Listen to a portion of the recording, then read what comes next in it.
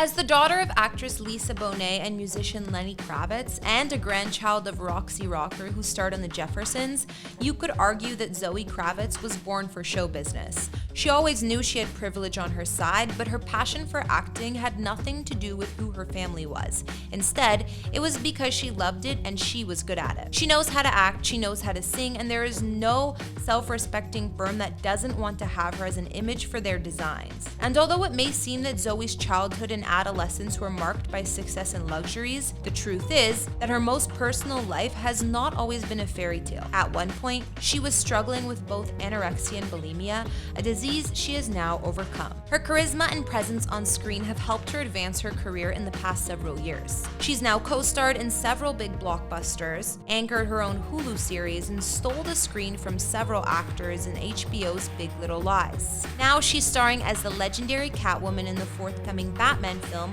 alongside Robert Pattinson. If you want to know more about this actress who's becoming more and more popular each day, then stay tuned for the story of Zoe Kravitz here for you on Famous Life.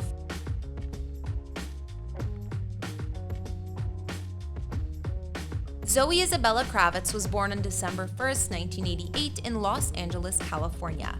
She's the daughter of singer-actor Lenny Kravitz and actress Lisa Bonet. She is of half African-American descent from her father's mother and her mother's father, and half Jewish from her father's father and her mother's mother's descent. Zoe's parents had separated by 1991 and divorced amicably in 1993. She was brought up by her mother, who gave birth to her at the age of 20 in Topanga Canyon, California. There, she had quite a countryside life, outdoorsy, a mostly vegan diet, no TV other than a film on the weekend, and her father coming and going sporadically. Zoe has two half-siblings, Lola Lolani Momoa and Nakoa Wolf Momoa, from her mother's remarriage to actor Jason Momoa. Even though her parents tried to give her a regular childhood since she was born to a major Hollywood A-list couple, Zoe always had a desire for normalcy and to prove to people she was just another human being. But it wasn't always easy. At the age of 11, she moved with her father to Miami, where her life changed completely. To begin with, school was hard for her, mainly because some kids wanted to be her friend only because of the fame, while others excluded her for it. She told Complex, when kids were mean, the first thing they'd say is, she thinks she's so effing cool because her dad is famous. I just wanted to fit in. The acting bug obviously caught on early. Her love and interest in acting developed from classes she began taking while in school, and she would also put on performances for her grandparents. There was no pressure on her to become a star. However, the love she had for the art made her father help her find an agent when she was only 15. But she also wanted to work hard. She said, "My mom would have killed me if I assumed any kind of privilege. I'm proud of where I come from. Now it's nice to be in a space where I feel like when people ask me about my parents, I'm not like, let's not talk about that. I'm like, they're awesome, I'm grateful to be their child, and I also am my own human being." Wasting little time, Zoe started working on 2 films during her senior year in high school. Her first official role was in the romantic dramedy No Reservations in 2007, where she played a small part as a teenage goth babysitter. This movie was directed by Scott Hicks, and she worked alongside Catherine Zeta-Jones and Aaron Eckhart. But even though her career was somehow going up, her personal life was going down. In high school, she became anorexic and bulimic. She told Complex, "I had a really hard time when I was 16, 17, 18. I started with the eating disorder in high school, just a hard time loving myself. I think it was part of being a woman and being surrounded by fame. I don't think it was about the fame, but I think it was definitely about being around that world, seeing that world. I felt pressured. My mother was so beautiful and so tiny, I always felt clunky around her. And then my dad was always surrounded by supermodels. I was short. You feel uncomfortable in your skin anyway at that age." She was able to hide her condition from her parents for a long time as she moved to New York shortly after developing the disorder. When they eventually found out, she was forced to enroll in therapy, which helped her overcome this disease. Meanwhile, Zoe's career would only continue to escalate. She was featured in several small and supporting roles on film and TV, including The Brave One, It's Kind of a Funny Story, and a multi-episode arc on Showtime series Californication in 2011. However, it was her role in a popular superhero franchise that was signal Kravitz's eventual stardom. Zoe Kravitz's most visible role to date was in 2011's superhero prequel X-Men First Class, where she played Angel Salvador, aka Tempest, a mutant and dancer with the abilities of a dragonfly, including wings.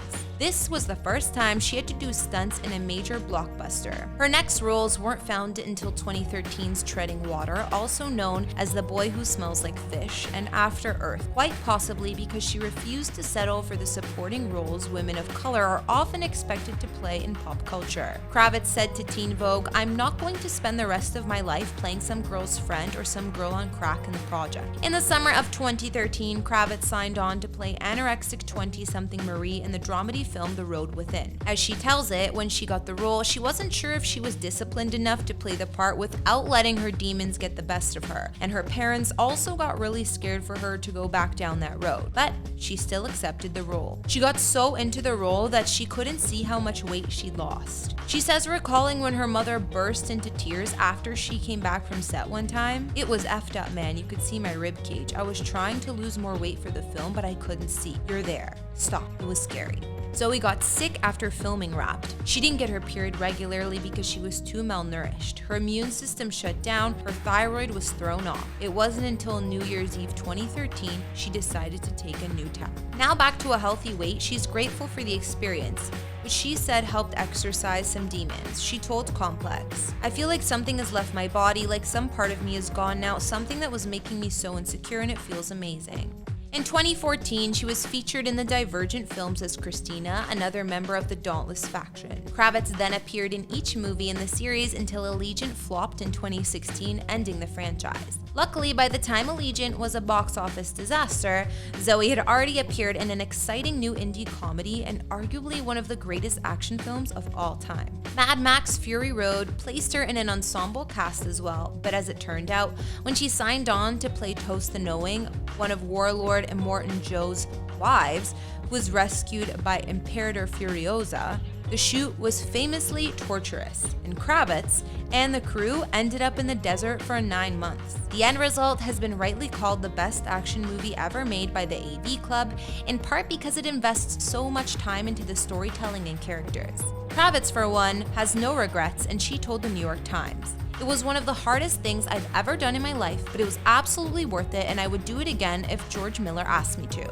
Zoe also had a role in the Harry Potter spin-off Fantastic Beasts and Where to Find Them as Lita Lestrange. But her true breakout role was when she co-starred in the 2017 HBO drama Big Little Lies, based on the novel of the same name. There, she portrays Bonnie Carlson, and this performance earned her 2 Black Reel Award nominations, as well as a nomination for the Screen Actors Guild for Outstanding Performance by a Cast in a Drama Series. Her part in the 2-season series likely helped her get a new lead role at long last in the 2020s romantic comedy web TV series High Fidelity on Hulu, a show that was sadly canceled after 1 season. She started the year off right by starring as the leading Kimmy, auteur Steven Soderbergh's new cyber thriller for HBO Max. Yet, that isn't even her biggest role in 2022. Over a decade after being told she didn't belong in The Dark Knight Rises, Zoe Kravitz is set to portray the iconic Selina Kyle, aka Catwoman, against Robert Pattinson in director Matt Reeves' The Batman, which is scheduled for release on March 4th, 2022. Originally cast in late 2019, the actor had to exercise several hours a day, even during the production. She told Elle, "I got stronger than I've ever been. That felt good to see what I was capable of." Kravitz is now stepping into an important role in the superhero world, but has her eyes set on the future as well. She's directing, co-writing, and producing a movie Pussy Island for MGM after having worked on the script for years. In addition to her career as an actress, she has also worked as a model for firms like Calvin Klein, Balenciaga, and led musical bands like Elevator Fight and Lola Wolf. This last one was named after Kravitz's younger siblings, Lola and Nicole Wolf. With this band, she released an EP and debuted in 2013, and on October 2014, they released their debut album Calm Down, and they toured and even opened for Miley Cyrus and Lily Allen. In terms of her love life, Zoe has dated some of the most eligible bachelors in Hollywood, like Ezra Miller in 2010, Penn Badgley from 2011 to 2013, and Carl Glusman, who she met at a bar in 2016, and they went public with their relationship of October of the same year, got engaged in October 2018,